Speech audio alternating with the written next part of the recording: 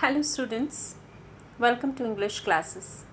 This is Sonia Pandey and today we are going to discuss the poem The Schoolboy composed by William Blake. First of all, let's understand the soul of the poem.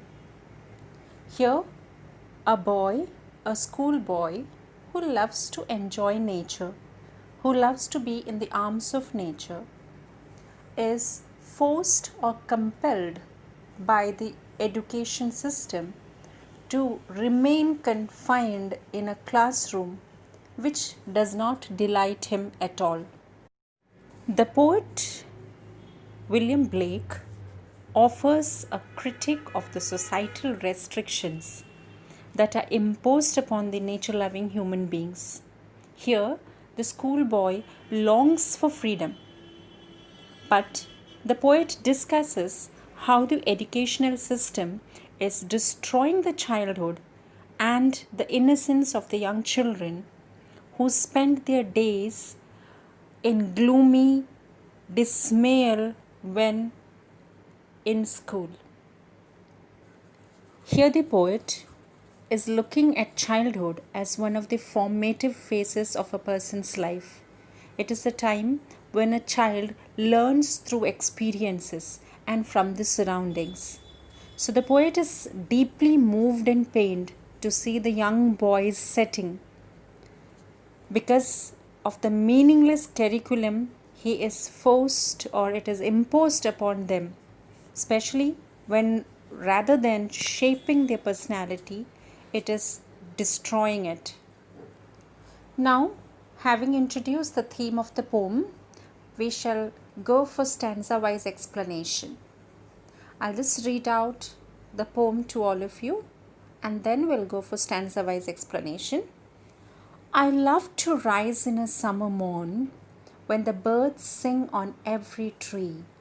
The distant huntsman winds his horn and the skylark sings with me. Oh, what sweet company! But to go to school in a summer morn, oh, it drives all joy away. Under a cruel eye outworn, the little ones spend the day in sighing and dismay. Ah, then at times I drooping sit and spend many an anxious hour. Nor in my book can I take delight, nor sit in learning's bower, worn through with the dreary shower. How can the bird that is born for joy sit in a cage and sing? How can a child when fears annoy but droop his tender wing and forget his youthful spring?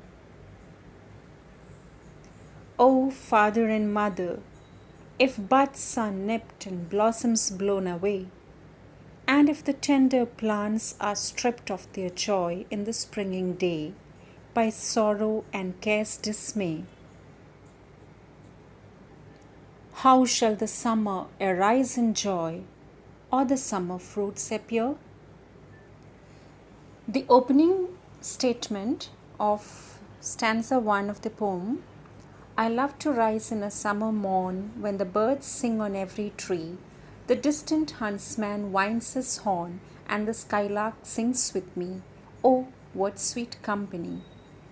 Here, the little boy shares his delight on waking up to see a summer morning.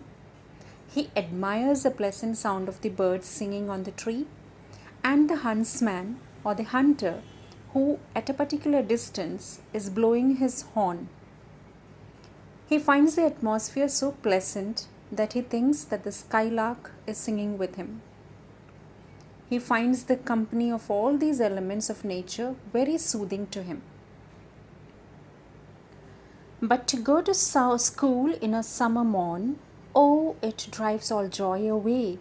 Under a cruel eye outworn, the little ones spend the day in sighing and dismay. Here, there is a contrast to the feelings of what the child feels in the first stanza. There he is delighted, but here the child is unhappy about going to school.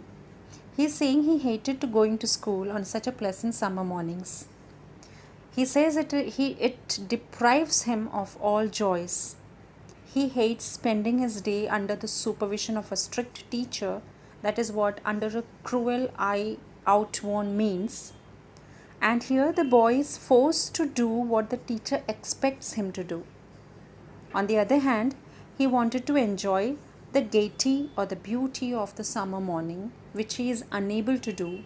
So he compares himself as a child who is sighing and who is in dismay, who is not having any joy or enjoyment.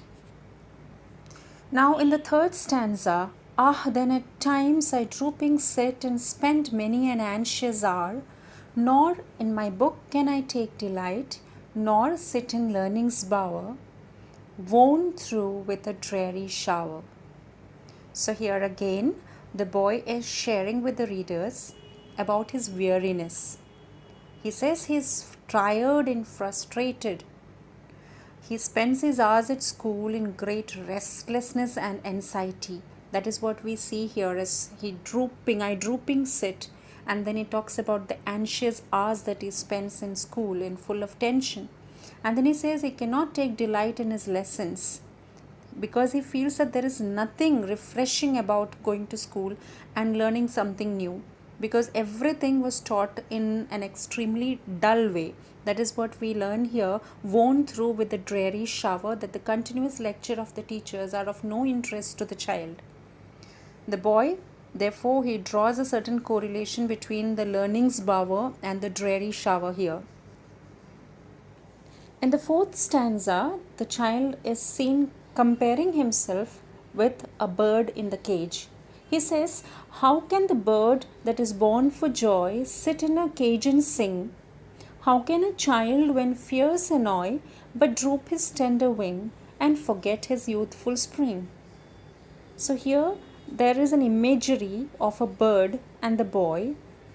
A bird that is born to be joyous and to spread happiness and to fly, soar high up in the sky through his with the help of his wings, and enjoy through his singing. He can only do so when he is free and not caged. If he is caged, he will not be able to sing freely and joyously. Similarly, a young child in his childhood who is learning to spread his wings or becoming conscious of the world around him, he gets frightened or because of the atmosphere, the restricted atmosphere of the school. So this constant fear or threat of someone, always nagging, spoils or ruins his childhood. So he feels himself like a caged bird. In the fifth stanza, he pleads to his father and mother, telling them to understand that if buds are nipped and blossoms blown away, and if the tender plants are stripped of their joy in the springing day by sorrow and care's dismay, he is asking his father and mother, or he is explaining to them, that if buds were nipped, then no one would have ever known the beauty and fragrance that a flower could spread. Similarly, if plants were destroyed when they were still tender, spring would never be a happy occasion. The plants would never have blossomed flowers, or they would have never reared or borne fruits. Anything that is obstructed from its real growth in a very tender age is, according to the child, ruined for a lifetime. So he again compares himself with the nipped bud and the tender plants that are stripped before their growth.